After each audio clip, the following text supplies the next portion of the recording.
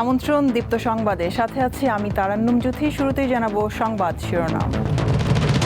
উৎপাদন প্রক্রিয়ায় রূপপুর পরমাণু বিদ্যুৎ কেন্দ্র, চুল্লিতে জ্বালানি দেয়া শুরু, বিদ্যুৎ মিলবে আগস্টে। মুক্তিযোদ্ধার জামায়াত করা দ্বিগুণ অপরাধ, জাতীয় সংসদে ফজলুর রহমান, জামায়াতের প্রতিবাদ। দেশে কোনো ধরনের জঙ্গি তৎপরতা নেই, জানালেন স্বরাষ্ট্রমন্ত্রী। ভিন্ন মত প্রধানমন্ত্রীর তথ্য উপদেষ্টার।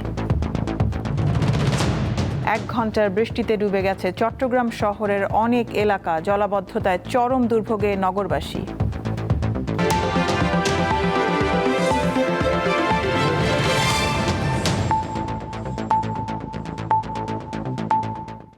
সংবাদে এছাড়াও থাকছে ব্যাটারি চালিত রিকশা সাধারণ যাত্রী ও চালকদের জন্য আশীর্বাদ, তবে রাজপথে এটি মরণ ফাঁদ, প্রায়ই ঘটছে দুর্ঘটনা।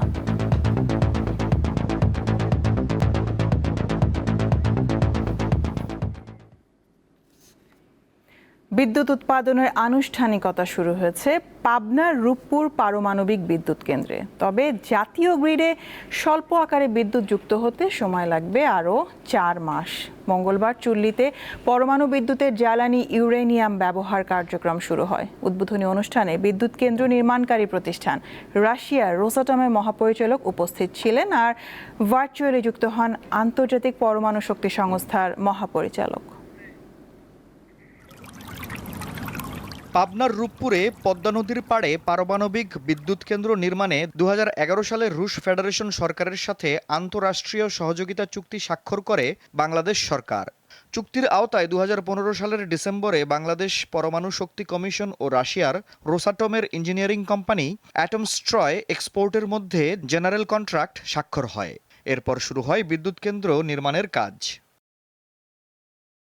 2023 সালে নির্মাণ কাজ শেষ হওয়ার পর বিভিন্নভাবে পরীক্ষা চালানো হয়। একই সাথে রাশিয়া থেকে আনা হয় জ্বালানি ইউরেনিয়াম। পরীক্ষায় সবকিছু ইতিবাচক হওয়ায় উৎপাদন প্রক্রিয়ায় যাচ্ছে রূপপুর পারমাণবিক বিদ্যুৎ কেন্দ্র। মঙ্গলবার বিকেলে পরমাণু চুল্লিতে ইউরেনিয়াম বা জ্বালানি দেওয়ার কাজ শুরু হয়। উদ্বোধনী অনুষ্ঠানে বিজ্ঞান ও প্রযুক্তি মন্ত্রী জানান, আগামী আগস্টে জাতীয় গ্রিডে 300 মেগাওয়াট বিদ্যুৎ সরবরাহ শুরু হতে পারে। অনুষ্ঠানে রোসাটমের মহাপরিচালক উপস্থিত ছিলেন, আর ভার্চুয়ালি যুক্ত হন আন্তর্জাতিক পরমাণু শক্তি সংস্থার মহাপরিচালক রাফায়েল গ্রসি। বাংলাদেশের এই মাইলফলক অর্জন বৈশ্বিক পারমাণবিক শক্তির নিরাপদ ব্যবহারের ক্ষেত্রে একটি ইতিবাচক পদক্ষেপ। বাংলাদেশের পাশে সবসময় থাকবে রাশিয়া। রূপপুর শুধু একটা বিদ্যুৎ কেন্দ্র নয়, এটি বাংলাদেশের প্রযুক্তিগত আত্মবিশ্বাসের একটা প্রতীক। এটি আমাদের তরুণ প্রজন্মকে নতুন স্বপ্ন দেখিয়েছে, নতুন স্বপ্ন, নতুন উদ্ভাবনে উদ্বুদ্ধ হয়ে এবং প্রমাণ করবে যে বাংলাদেশ বড় লক্ষ্য নির্ধারণ করতে, তা অর্জন করতে সক্ষম। আমি দৃঢ়ভাবে বিশ্বাস করি রূপপুর পারমাণবিক বিদ্যুৎ কেন্দ্র আমাদের জ্বালানি নিরাপত্তা নিশ্চিত করবে। বিদ্যুৎ উৎপাদনের আনুষ্ঠানিকতা শুরু হওয়ায় খুশি পাবনার স্থানীয় জনগণ। এটা চালু হলে আমরা মনে করি যে বিদ্যুতের সংকটটা কেটে যাবে এবং এলাকা উন্নয়নের জন্য কাজে লাগবে। যে দুর্ভোগ আমরা পাচ্ছি, যদি এটা অতি শীঘ্রই আমরা চালু করতে পারি, কিছুটা হলে পরে এটা থেকে আমরা মুক্তি পাবো। রূপপুরে 12.65 বিলিয়ন ডলার ব্যয়ে নির্মিত এ প্রকল্পের 2টি ইউনিট থেকে মোট 2400 মেগাওয়াট বিদ্যুৎ উৎপাদিত হবে। এই পারমাণবিক বিদ্যুৎ কেন্দ্র থেকে 24 ঘন্টা সমান হারে নিরবিচ্ছিন্ন বিদ্যুৎ পাওয়া যাবে। প্রতি 1.5 বছর পর পর নতুন জ্বালানি দিতে হবে। আফরিদ হাসান, দীপ্ত, বার্তাকক্ষ। বিশ্বের 33তম দেশ হিসেবে পারমাণবিক বিদ্যুৎ উৎপাদনকারী দেশের তালিকায় যুক্ত হচ্ছে বাংলাদেশ। এরই মধ্যে জ্বালানি বা ইউরেনিয়াম লোডিং শুরু হয়েছে, শিগগিরই শুরু হবে উৎপাদন। মধ্যপ্রাচ্য সংঘাতে সৃষ্ট জ্বালানি সংকটে বিকল্প ও পরিবেশ বান্ধব জ্বালানি উৎপাদনে যাচ্ছে বাংলাদেশ। পৃথিবীর যে অল্প কয়েকটি দেশ পারমাণবিক শক্তিকে কাজে লাগিয়ে জ্বালানি উৎপাদন করে, তাদের কাতারে যুক্ত হলো বাংলাদেশ। শুনলে জটিল মনে হলেও খুবই সরল ও সাধারণভাবে কাজ করে পারমাণবিক বিদ্যুৎ কেন্দ্র। রূপপুর পারমাণবিক কেন্দ্রে আছে 2টি রিঅ্যাক্টর। এর ভেতরে ইউরেনিয়াম নিউক্লিয়ার ফিশন বা পারমাণবিক বিভাজনের মাধ্যমে তৈরি করা হয় অতি উচ্চ তাপমাত্রা। এতে জ্বালানি হিসেবে ব্যবহার করা হয় ইউরেনিয়াম 235 আইসোটোপ। জ্বালানি লোড করার জন্য ইউরেনিয়াম অক্সাইডের ছোট পেলেট বা দানা তৈরি করা হয়। তারপর সেগুলো ধাতব নলে ভরে একত্রিত করা হয়। এরপর বিশেষ ক্রেন বা রিফুয়েলিং মেশিনের মাধ্যমে এটি রিঅ্যাক্টর কোরের ভেতরে পানির নিচে স্থাপন করা হয়। উচ্চ তাপমাত্রায় ওই পানিকে বাষ্পে রূপান্তর করা হয়, আর সেই বাষ্পে ঘুরবে টারবাইন, উৎপাদিত হবে বিদ্যুৎ। তবে এতে পোড়াতে হবে না কোনো কয়লা, গ্যাস বা ডিজেল। যুক্তরাষ্ট্র, ফ্রান্স, চায়না, যুক্তরাজ্য, রাশিয়ার মতো পরাশক্তি ছাড়াও প্রতিবেশী Bharat, Pakistan, Canada, Japan, Germany, Finland ও সুইজারল্যান্ডের মতো ৩২টি দেশ এই আণবিক জ্বালানি উৎপাদন করে। তবে পারমাণবিক কর্মযজ্ঞ হওয়ায় ঝুঁকিও রয়েছে। এর বড় উদাহরণ ১৯৮৬ সালে চেরনোবিল বিপর্যয়। ওই বিদ্যুৎ কেন্দ্রের একটি চুল্লিতে বিস্ফোরণ ঘটে, যা ছড়িয়ে যায় পুরো ইউরোপে। ২০১১ সালে জাপানের ফুকুশিমা আণবিক বিদ্যুৎ কেন্দ্রে ঘটে মারাত্মক দুর্ঘটনা। ৯ মাত্রার শক্তিশালী ভূমিকম্প এবং পরবর্তীতে সুনামির কারণে এই বিপর্যয় ঘটে। তবে রূপপুর পারমাণবিক কেন্দ্রে ব্যবহার করা হয়েছে অত্যাধুনিক প্রযুক্তি। নিরাপত্তার জন্য একাধিক স্তরে স্বয়ংক্রিয় ব্যবস্থা রাখা হয়েছে, যার ফলে কোনো দুর্ঘটনা দেখা দিলে তাৎক্ষণিক বন্ধ হয়ে যাবে প্ল্যান্ট। সাইফুর রহমান শিশির, দীপ্ত, বার্তাকক্ষ। এদিকে প্রধানমন্ত্রী তারেক রহমানের সঙ্গে সৌজন্য সাক্ষাৎ করেছেন রাশিয়ার রাষ্ট্রীয় পরমাণু শক্তি সংস্থা রোসাটমের মহাপরিচালক অ্যালেক্সি লিখাচেভ। মঙ্গলবার সকালে সচিবালয়ের মন্ত্রিপরিষদ বিভাগে প্রধানমন্ত্রী দপ্তরে সাক্ষাৎ করেন তিনি। রোসাটম পাবনার রূপপুরে পারমাণবিক বিদ্যুৎ প্রকল্প বাস্তবায়ন করছে। প্রকল্পের সফল বাস্তবায়নে রাশিয়ার কারিগরি ও প্রযুক্তিগত সহায়তার প্রশংসা করেন প্রধানমন্ত্রী। রোসাটম মহাপরিচালক অ্যালেক্সি লিখাচেভ বাংলাদেশের পারমাণবিক সক্ষমতা অর্জনের যাত্রায় রাশিয়ার পক্ষ থেকে পূর্ণ সহযোগিতার আশ্বাস দেন। নির্ধারিত সময়ের মধ্যে প্রকল্পের বাকি কাজ শেষ করার বিষয়ে তিনি আশা প্রকাশ করেন।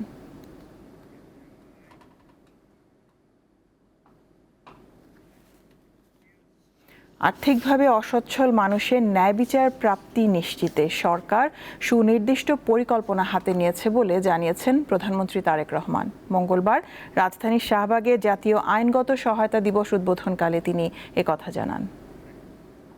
বিচার বিলম্ব মানেই বিচার অস্বীকার। এই বাস্তবতা মাথায় রেখে লিগ্যাল এইডের মাধ্যমে মামলার আগেই মধ্যস্থতার মাধ্যমে বিরোধ নিষ্পত্তির উদ্যোগ নেওয়া হয়েছে। এই ব্যবস্থার মাধ্যমে ইতিমধ্যেই দেশের বিভিন্ন জেলায় কয়েক হাজার বা তারও বেশি হবে, হাজারেরও বেশি হবে, বিরোধ বিবাদ স্বল্প সময় এবং খুব কম খরচে আদালতের বাইরেই নিষ্পত্তি করা সম্ভব হয়েছে।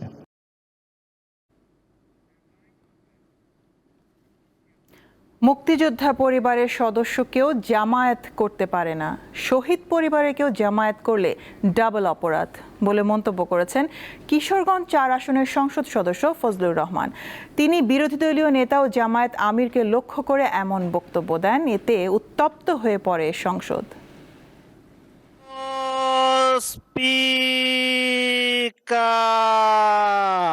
মঙ্গলবার বিকালে স্পিকার হাফিজউদ্দিন আহমেদের সভাপতিত্বে শুরু হয় জাতীয় সংসদ অধিবেশনের কার্যক্রম।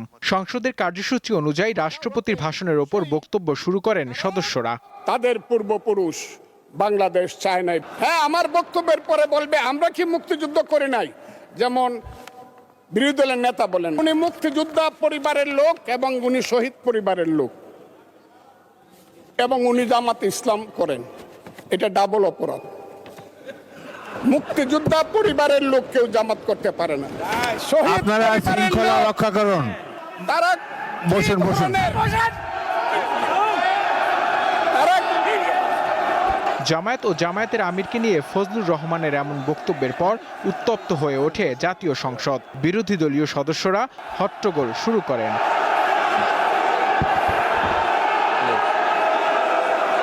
স্পিকার হাফিজউদ্দিন আহমদ সংসদ সদস্যদের শান্ত করেন, তবে এরই মাঝে কেটে যায় সংসদের মূল্যবান ৩০ মিনিট। এরপর বিরোধী দলীয় নেতা শফিকুর রহমান স্পিকারকে ফজলুর রহমানের অসংসদীয় বক্তব্যকে এক্সপাঞ্জ করার অনুরোধ জানান। তিনি পার্সোনালি আমাকে হার্ট করেছেন। ২ নম্বর, উনি বলেছেন কোনো মুক্তিযোদ্ধা কিংবা শহীদ মুক্তিযোদ্ধা পরিবারের কেউ জামাত ইসলামী করতে পারে না। তাহলে উনাকে জিজ্ঞেস করে করা লাগবে? আমার আইডেন্টিটি নিয়ে প্রশ্ন করা হয়েছে, এটা গুরুতর অপরাধ করেছেন উনি। আবার আমার আদর্শ সিলেকশনের ব্যাপারে উনি কথা বলেছেন, এটা বাড়তি অপরাধ করেছে। হ্যাঁ, যার মগজ যেরকম তার কনক্লুশন হবে সেটা। পিছনের ইতিহাসকে টেনে জাতিকে আর বিভক্ত না করার আহ্বান জানান স্বরাষ্ট্রমন্ত্রী সালাউদ্দিন আহমদ। নতুন করে আমার মনে হয় যে মুক্তিযুদ্ধের ইতিহাসের ভিত্তিতে জাতিকে আর বিভক্ত না করি। মাগরিবের নামাজের বিরতির পর সংসদ সদস্য আন্দালিব রহমান পার্থের বক্তব্যকে ঘিরে আবারও সংসদে সৃষ্টি উত্তেজনা। ডেপুটি স্পিকার কায়সার কামালের হস্তক্ষেপে পরিস্থিতি শান্ত হয়। এত উত্তেজিত হবেন না, বিরোধী দলের নেতা আপনি বসুন। নূর আলম, দীপ্ত সংবাদ, ঢাকা। দেশে কোনো জঙ্গি তৎপরতা নেই, তবে বিগত ফ্যাসিস্ট সরকার এটিকে রাজনৈতিক হাতিয়ার হিসেবে ব্যবহার করত বলে মন্তব্য করেছেন স্বরাষ্ট্রমন্ত্রী সালাউদ্দিন আহমেদ। মঙ্গলবার সকালে কোস্টগার্ডের 31তম প্রতিষ্ঠাবার্ষিকীর অনুষ্ঠানে তিনি কথা বলেন। পুলিশ সদর দপ্তর থেকে দেওয়া চিঠির বিষয়ে অবগত নন বলে জানান স্বরাষ্ট্রমন্ত্রী। রাজধানীর আগারগাঁওয়ে মঙ্গলবার কোস্টগার্ড সদর দপ্তরে বাহিনীর 31তম প্রতিষ্ঠা বার্ষিকী উদযাপন করা হয়। এ সময় প্রামাণ্য চিত্রের মাধ্যমে তুলে ধরা হয় কোস্টগার্ডের সাফল্যগাথা। বাহিনীর কর্মকর্তা, নাবিক ও অসামরিক সদস্যদের মধ্যে 14 জনকে বীরত্ব ও সাহসিকতাপূর্ণ অবদানের স্বীকৃতিস্বরূপ দেয়া হয় বিভিন্ন পদক। গত 1 বছরে নানা ঝুঁকিপূর্ণ কাজে 16 জন জীবন দিয়েছেন উল্লেখ করে কোস্টগার্ডের মহাপরিচালক জানান, বাহিনীতে জনবলের ঘাটতি রয়েছে। ব্লু ইকোনমির সার্বিক কার্যক্রমে ও পরিবেশ সংরক্ষণে নিয়মিত টহল এবং আইন প্রয়োগের মাধ্যমে দেশের সামুদ্রিক স্বার্থ সুরক্ষায় এ বাহিনী অবিচলভাবে কাজ করে যাচ্ছে। স্বরাষ্ট্রমন্ত্রী বলেন, পুলিশ সদর দপ্তর থেকে দেওয়া চিঠির বিষয়ে তিনি কিছু জানেন না। পৃথিবীর সব দেশেই এরকম অ্যাক্টিভ থাকে, রেডিক্যাল কিছু ফোর্স থাকে, ফান্ডামেন্টাল কিছু পলিটিক্যাল পার্টি থাকে, এগুলো আমরা ইউজ টু, এগুলো থাকে। কিন্তু সেই বিষয়ে আপনি যে শব্দ উচ্চারণ করলেন, আমাদের দেশের বর্তমান কালচারে সেটা এখন আর নাই। আগে সেই শব্দটা উচ্চারিত হতো ফেসিবাদী আমলের সময়। তারা নিজস্ব রাজনৈতিক ফায়দা হাসিলের জন্য এগুলোকে হাতিয়ার হিসাবে তারা ব্যবহার করত। তিনি জানান, সরকারের চাহিদা অনুযায়ী সেনাবাহিনী মাঠে আছে, তবে পর্যায়ক্রমে তাদের তুলে নেওয়া হবে।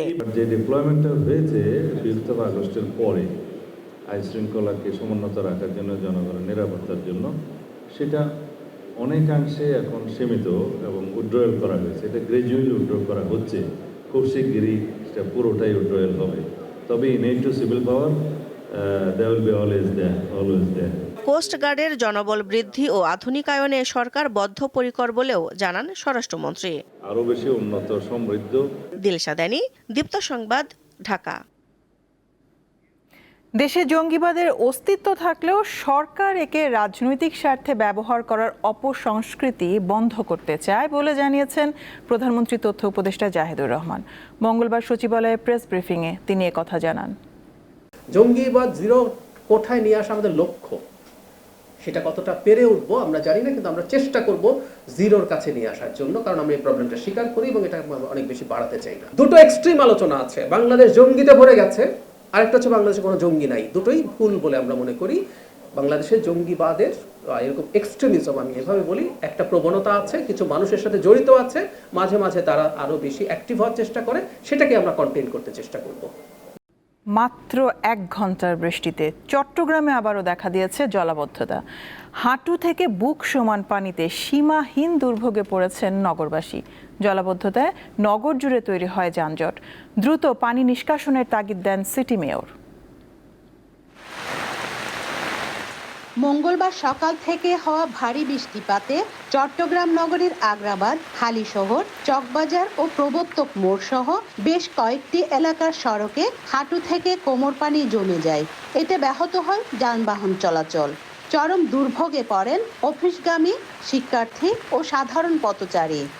কত কষ্ট করে যাইছি, আল্লাহ ছাড়া কেউ জানে না। অসম্ভব ধরনের কষ্ট। মুরাদপুরে আপনার 1 বুক পানি, ওটা ভেঙে বাচ্চাকে স্কুলে দিছি। এখন কি করব, কিছু করার নাই। সিরপুর নিয়ে আসছি, বাকিটা পরে দেখা যাবে ইয়েতে গ্যারেজে গেলে। ঘণ্টাখানেকের বৃষ্টিতে মুরাদপুর ও কাতারগঞ্জ সহ আরও বেশ কয়েকটি এলাকায় কোমর সমান পানি জমে যায়। জলাবদ্ধতার কারণে দেখা দেয় সীমাহীন যানজট। পানি না নামায় ঘন্টার পর ঘন্টা যানজটের নাকাল হয় নগরবাসী। অসুস্থ মানুষ গেছি রিপোর্টের জন্য মানুষ কষ্ট করতেছে। আজকে ওরা কোথায়? ওদেরকে এখানে আসতে বলেন না, আমাদের এখানে ভোগান্তি। আজকে ওদেরকে এখানে আসি দেখতে বলেন সরাসরি, দেখেন জনগণ কি কষ্ট করতেছে।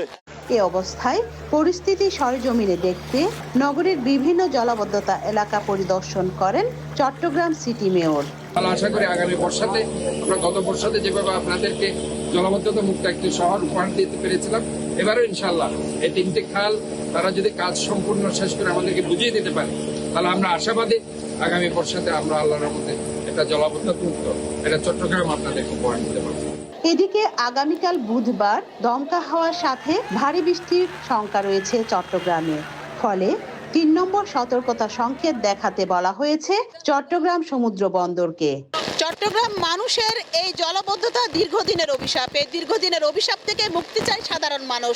মানুষের যে চরম ভোগান্তি জলাবদ্ধতার কারণে, সেই ভোগান্তি কবে শেষ হবে, কবে এই জলাবদ্ধতা নিরসন হবে, এই প্রশ্ন কিন্তু সাধারণ মানুষের। চট্টগ্রামের প্রবর্তক মোড় থেকে রুনা আনসারী, দীপ্ত সংবাদ। রাজধানী সহ সারা দেশে যাতায়াতের অন্যতম মাধ্যম এখন ব্যাটারি চালিত রিকশা। সাধারণ যাত্রী ও চালকদের জন্য এটি আশীর্বাদ হয়ে এলেও রাজপথে তা মরণ ফাঁদ। অদক্ষ চালক আর দ্রুত গতির কারণে প্রায়ই ঘটছে ছোট বড় দুর্ঘটনা, ঝরছে প্রাণ। সারা দেশে এসব যানের সংখ্যা 40 লাখের বেশি, যা চার্জ দিতে খরচ হচ্ছে বিদ্যুতের বড় অংশ। ব্যাটারি চালিত রিকশার দৌরাত্ম্য নিয়ে 2 পর্বের প্রতিবেদনের আজ প্রথম পর্ব। নাম অটোরিকশা। কারো কাছে এটি অল্প পুঁজিতে আয়ের উৎস, আবার কারো কাছে রাজপথের মূর্তিমান আতঙ্ক। অল্প সময়ে গন্তব্যে পৌঁছানোর এই বাহনটি কি আমাদের জন্য আশীর্বাদ নাকি এক নীরব অভিশাপ? আজ আমরা খুঁজব সেই উত্তর। রিকশা টানার অমানসিক পরিশ্রম থেকে মুক্তি দিয়েছে এই প্রযুক্তি। বৃদ্ধ বয়সেও দুমুঠো ভাতের সংস্থান করছেন হাজারো মানুষ। অটো রিক্সাতে কষ্ট কম, আয়ের সংখ্যাটা একটু বেশি, চালাইতেও আরামজনক। 400-500-র উপরে আয় করা গেছে না। এটা যেমন যে 1500-2000 পর্যন্ত ওটা যায়। এটাতে দ্রুত যাওয়া যায়, এটা ঠিক, তবে এটা কোনো নিয়ন্ত্রণ নাই, এটা কোনো রেজিস্ট্রেশন নাই, এটা যানজটটা আরও বাড়াইছে। তারপর এটা গভর্নমেন্টের কোনো পারমিশন নাই। কিন্তু এই আশীর্বাদের মুদ্রার উল্টো পিঠ বড্ড ভয়াবহ। অপ্রশিক্ষিত চালক আর ব্রেকহীন গতির মিশেলে অটোরিকশা যেন মরণ যান।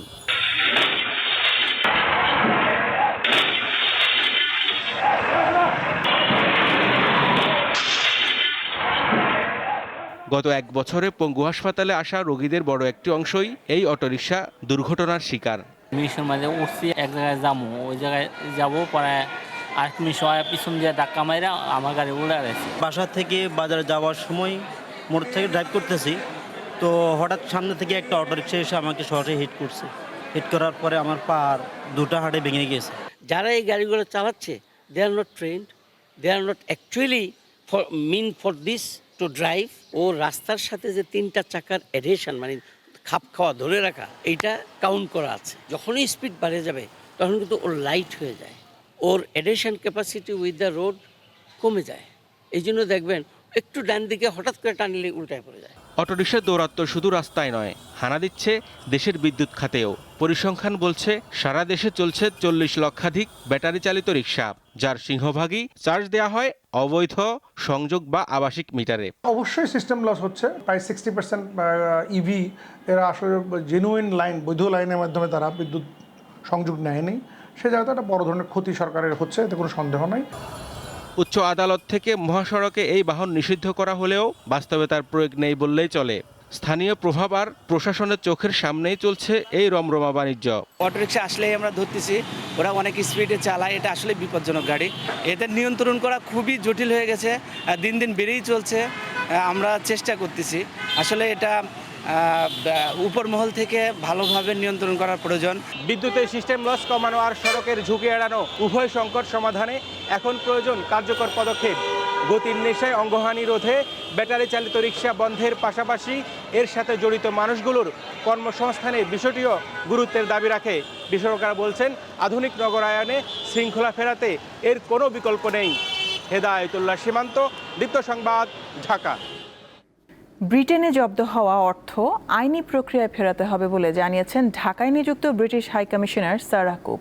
মঙ্গলবার জাতীয় প্রেস ক্লাবে ডিপ্লোম্যাটিক করেসপন্ডেন্স অ্যাসোসিয়েশন বাংলাদেশ আয়োজিত ডিক্যাপ টকে অংশ নেন তিনি। এ সময় সাংবাদিকদের ব্রিটিশ হাইকমিশনার সারাহ কুক জানান, 2025 সালের জুন থেকে যুক্তরাজ্য বাংলাদেশি ব্যক্তিদের 25 কোটি পাউন্ডের বেশি সম্পদ জব্দ করেছে। এটি আন্তর্জাতিক আর্থিক ব্যবস্থার অখণ্ডতা এবং আইনের শাসন বজায় রাখার প্রতি যুক্তরাজ্যের দৃঢ় প্রতিজ্ঞার বহিঃপ্রকাশ। তবে এই অর্থ ফেরাতে আইনি প্রক্রিয়া যেতে হবে বলে মত দেন সারাহ কুক।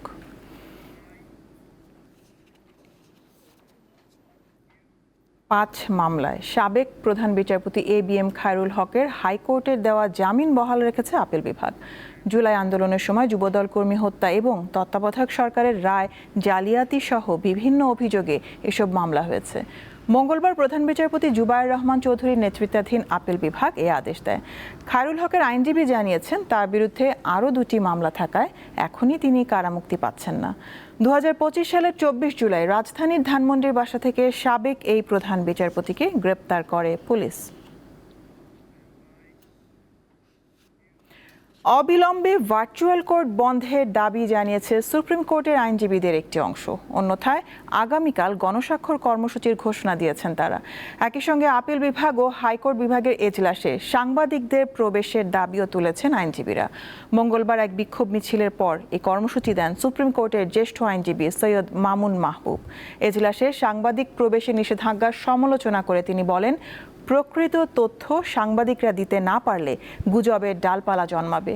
বিচার বিভাগের স্বার্থেই সাংবাদিকদের এজলাসে প্রবেশ করতে দিতে হবে।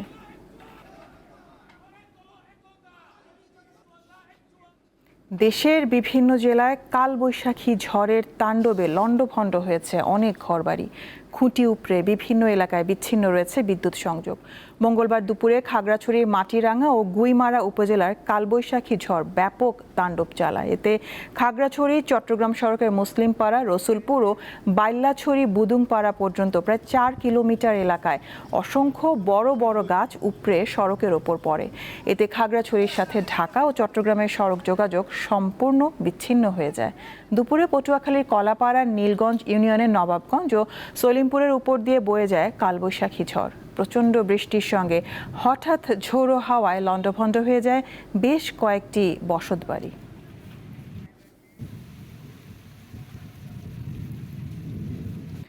খুন হওয়ার 2 সপ্তাহ আগে রুমমেট হিশাম সালেহ আবু গার্বির বিরুদ্ধে ভবন ব্যবস্থাপনা কমিটির কাছে অভিযোগ দিয়েছিলেন নিহত বাংলাদেশি PhD শিক্ষার্থী জামিল আহমেদ লিমন। CNN-কে কথা বলেছেন লিমনের ছোট ভাই জুবায়ের আহমেদ। এ বিষয়ে ভবন কমিটির সাথে কথাও বলেছে CNN। জুবায়ের জানান, মাত্র 2 মাস আগে ওই অ্যাপার্টমেন্টে উঠেছিলেন লিমন। ভাইয়ের সাথে কথা বলার সময় হিশামকে খুবই খারাপ, বিরক্তিকর ও অসামাজিক মানুষ হিসেবে জানিয়েছিলেন লিমন। এদিকে 2 বাংলাদেশি শিক্ষার্থীকে হত্যার ঘটনায় তদন্তের মুখোমুখি হতে যাচ্ছে কৃত্রিম বুদ্ধিমত্তা চ্যাটবোট ChatGPT নির্মাতা প্রতিষ্ঠান OpenAI-কে। হত্যার পরিকল্পনা করতে ChatGPTর সহায়তা নিয়েছিলেন আসামি হিশাম। পারমাণবিক অস্ত্র বিস্তার রোধ চুক্তি NPT পর্যালোচনা সম্মেলনে সহ-সভাপতি নির্বাচিত হয়েছে ইরান। এ নিয়ে জাতিসংঘে যুক্তরাষ্ট্র ইরানের প্রতিনিধিদের মধ্যে তীব্র বাদানুবাদ হয়। নিউ ইয়র্কের স্থানীয় সময় সোমবার জাতিসংঘ সদর দপ্তরে এই সম্মেলন শুরু হয়েছে, চলবে 1 মাসব্যাপী। প্রথম দিনে সম্মেলনের চেয়ার এবং জাতিসংঘের ভিয়েতনামের রাষ্ট্রদূত ডো হাং ভিয়েত জানান, ইরানকে জোট নিরপেক্ষ অন্যান্য দেশের গ্রুপ থেকে সহ-সভাপতি মনোনীত করা হয়েছে। এরপরই সম্মেলনে উপস্থিত মার্কিন প্রতিনিধি এমন পদক্ষেপের সমালোচনা করেন। পরে ইরানের প্রতিনিধিও জবাব দেন।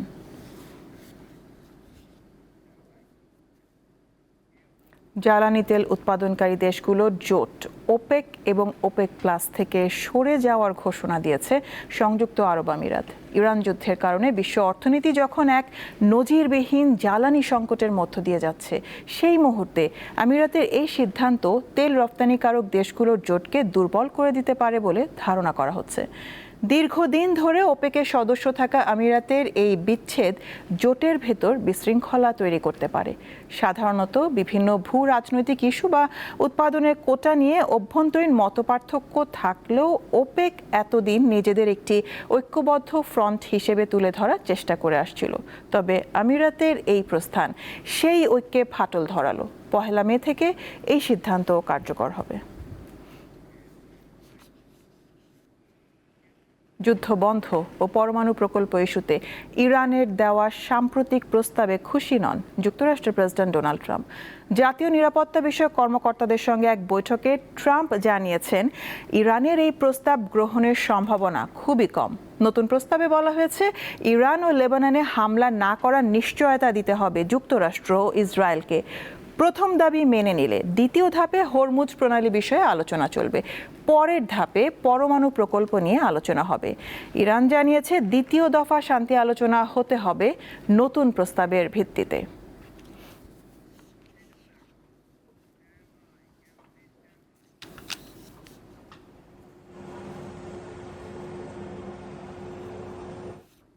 খেলার খবর। নারী এশিয়ান গেমস হকি বাছাই পর্বের ফাইনালে উঠেছে বাংলাদেশ। সেমিফাইনালে আইরিনের হ্যাট্রিকে সিঙ্গাপুরকে 3-1 গোলে হারিয়েছে তারা। রবিবার হংকং চায়নাকে হারিয়ে প্রথমবারের মতো এশিয়ান গেমস হকিতে খেলা নিশ্চিত করে তারা। আজ মঙ্গলবার পেয়ে গেল বাছাই পর্বের ফাইনালের টিকিটও। সিঙ্গাপুরের বিপক্ষে স্কোর লাইন যখন 1-1 আর 3 মিনিট পর রেফারির শেষ বাঁশি বাজবে, এমন সময় প্রথম গোল করা আইরিন আরও 2 গোল করে নিজের হ্যাট্রিক পূরণ করেন। একই সাথে বাংলাদেশকে নিয়ে যান এশিয়ান গেমসের বাছাই পর্বের ফাইনালে। 3 ম্যাচ সিরিজের দ্বিতীয় টি-20তে কাল বাংলাদেশের বিপক্ষে মাঠে নামবে নিউজিল্যান্ড। চট্টগ্রামে ম্যাচটি শুরু হবে দুপুর 2টায়। প্রথম ম্যাচ জিতে সিরিজে 1-0 এগিয়ে রয়েছে বাংলাদেশ। দ্বিতীয় ম্যাচে সেই ধারাবাহিকতা ধরে রেখে 1 ম্যাচ হাতে রেখেই সিরিজ নিশ্চিত করতে চায় লিটন দাসের দল। অন্যদিকে সিরিজে টিকে থাকতে এই ম্যাচে জয়ের বিকল্প নেই নিউজিল্যান্ডের। তাই দ্বিতীয় ম্যাচে জয়ের পরিকল্পনা নিয়েই মাঠে নামবে তারা। 6 শতাধিক শিল্পীর অংশগ্রহণে শুরু হয়েছে 2 দিন ব্যাপী আন্তর্জাতিক নৃত্য দিবস উদযাপন। রাজধানী বাংলাদেশ শিল্পকলা একাডেমিতে উদ্বোধনী দিনে লোকজ, শাস্ত্রীয় ও সমকালীন নৃত্যে মুগ্ধতা ছড়ান শিল্পীরা। নৃত্যচর্চা এগিয়ে নিতে প্রয়োজন পৃষ্ঠপোষকতার, এমন দাবি উঠে আসে তাদের কণ্ঠে।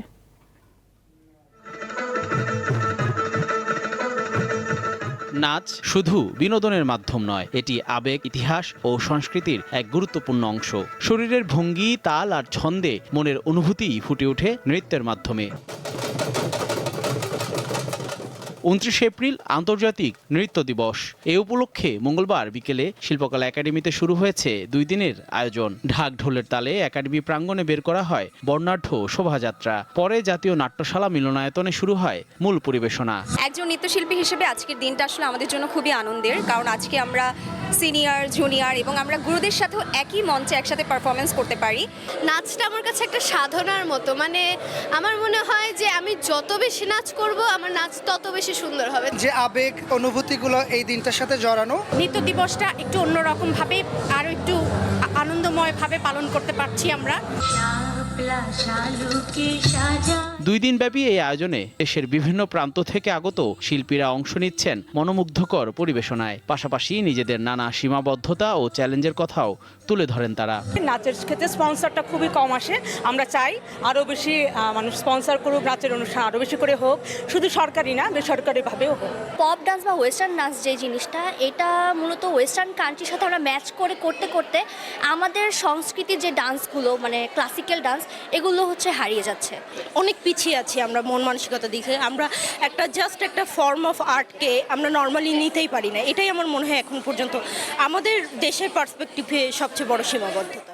লোকজ, শাস্ত্রীয় ও সমকালীন নৃত্যের মেলবন্ধনে দর্শকদের সামনে উঠে আসে বাংলার ঐতিহ্য ও সংস্কৃতির বৈচিত্র্য। রঙিন পোশাক, ছন্দময় নৃত্য আর সঙ্গীতের আবহে মুখর হয়ে ওঠে পুরো প্রাঙ্গণ। বুধবার এই আয়োজনের পর্দা নামবে। জহুল মোহসান, দীপ্ত সংবাদ, ঢাকা। এর সাথে শেষ করব দীপ্ত সংবাদ শিরোনামগুলো জানাবো আরো একবার। উৎপাদন প্রক্রিয়ায় রূপপুর পরমাণু বিদ্যুৎ কেন্দ্র, চুল্লিতে জ্বালানি দেয়া শুরু, বিদ্যুৎ মিলবে আগস্টে। মুক্তিযোদ্ধার জামায়াত করা দ্বিগুণ অপরাধ, জাতীয় সংসদে ফজলুর রহমান, জামায়াতের প্রতিবাদ। দেশে কোনো ধরনের জঙ্গি তৎপরতা নেই, জানালেন স্বরাষ্ট্রমন্ত্রী। ভিন্ন মত প্রধানমন্ত্রী তথ্য উপদেষ্টার। 1 ঘন্টার বৃষ্টিতে ডুবে গেছে চট্টগ্রাম শহরের অনেক এলাকা, জলাবদ্ধতায় চরম দুর্ভোগে নগরবাসী। এ ছিল এখনকার মতন। আমি তারান্নুম জুথি বিদায় নিচ্ছি। দর্শক, আরও তথ্য বিনোদনের সংবাদ জানতে যুক্ত থাকুন দীপ্ত টিভি ডিজিটাল প্ল্যাটফর্মগুলোতে। এতক্ষণ সাথে থাকার জন্য ধন্যবাদ সবাইকে।